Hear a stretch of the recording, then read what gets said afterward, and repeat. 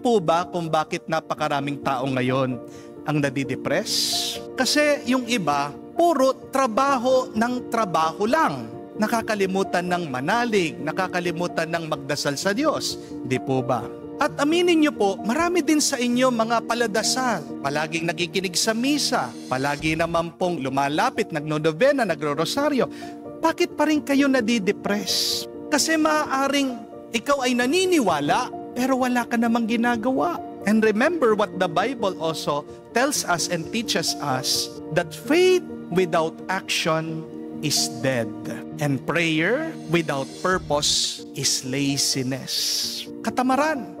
Kung puro ka lang dasal pero wala ka namang gagawin, wala kang kilos. Kapatid, kamukha po sana ni San Benito, magdasal ka bago ka magtrabaho.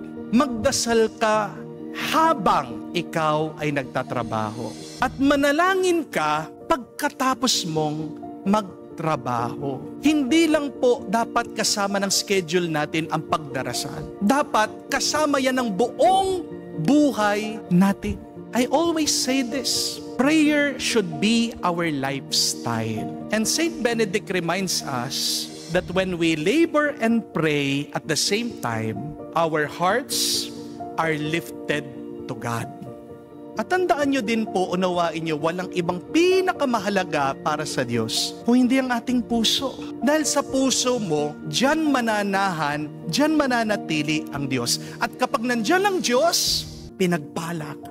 Why is there no blessing now in your life? Maybe because you have not given your heart to God, or maybe because you have a heart and yet God is absent in your heart. Amen?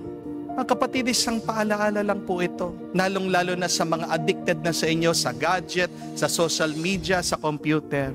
Bago ka mag-Facebook, sana mag-face the Lord ka muna. Puro tayo Facebook. Pero ang tanong, do you face God every day? Do you desire a face-to-face with the Lord always? At sa mga nagtatrabaho po sa inyo, paalaala din po, tandaan nyo, bago ka dumiskarte, magdasal ka muna. Dasal bago diskarte. Amen?